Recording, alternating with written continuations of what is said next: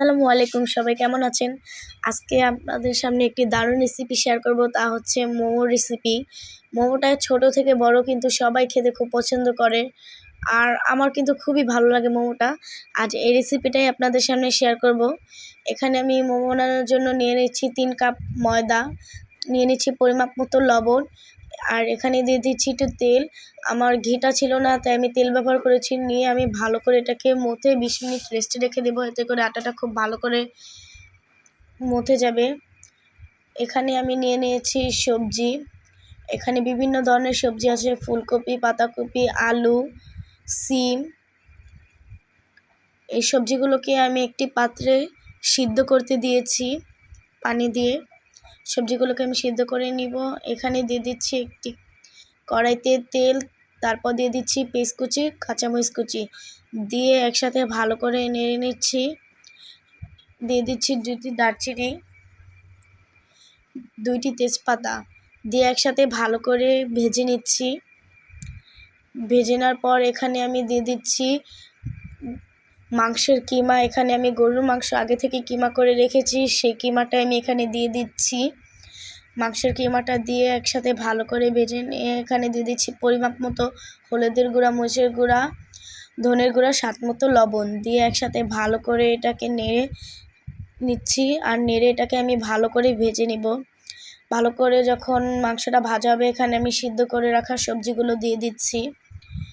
সবজিটাকে একসাথে ভালো করে মিশিয়ে আমি নেড়ে কিছুক্ষণ ভেজে নিব। কিছুক্ষণ ভেজে নেওয়ার পর এটাকে আমি নামানোর 5 মিনিট আগে জিরে ফাঁকি দিয়ে নামিয়ে ফেলবো। আর এখানে আমি দিয়ে দিচ্ছি ধনেপাতা কুচি দিয়ে একসাথে ভালো করে নেড়ে নিয়েছি। এখন আমি মোমো বানাচ্ছি। একটা আমি লিচি নিয়েছি, নিচে লিচি নিয়ে ভালো করে গোল করে বেলে নিয়েছি। বেলে এক পাশ থেকে আমি ভালো করে ভাঁজ দিয়ে এটাকে মুড়িয়ে নিচ্ছি। আমি কিন্তু তেমন একটা ভাঁজ দিতে পারি না, আপনারা চাইলে আরও সুন্দর করে শিখিয়ে দিতে পারেন। তাই আমার ভাঁজটা অত সুন্দর হয় না, আমি যেরকম পারি সেরকমই করছি। একইভাবে আমি আরেকটি লিচি নিয়ে সেখানে বেলে এরকম ভিতরে পুর দিয়ে আমি ভালো করে এক পাশ থেকে পেঁচিয়ে মুড়িয়ে নিচ্ছি ভাঁজ করে করে।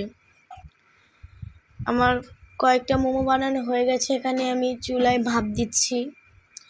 এখানে আমি 5টি মোমো দিয়ে দিয়েছি। এখন একটি ঢাকনা দিয়ে এখানে ঢেকে দেব ভাপ দেওয়ার জন্য। কিছুক্ষণ পর ঢাকনাটা খুলে নিচ্ছি। এটা যখন হয়ে যাবে তখন আমি এটাকে তুলে ফেলছি। মোমোগুলো হয়ে গেছে, সিদ্ধ হয়ে গেলে এগুলোকে আমি নামিয়ে ফেলবো।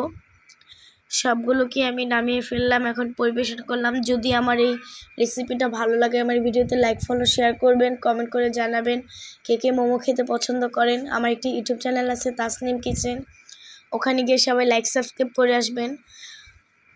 আপনাদের যদি কোনো রেসিপি পছন্দ হয়ে থাকে তাহলে আমাকে কমেন্ট করে জানাবেন, আমি সেই রেসিপিটাই আপনাদের সামনে শেয়ার করব। আমিও আরও নতুন নতুন রেসিপি নিয়ে আসার চেষ্টা করব আপনাদের সামনে। আজ এই পর্যন্তই। সবাই সুস্থ থাকবেন, ভালো থাকবেন। আল্লাহ হাফেজ।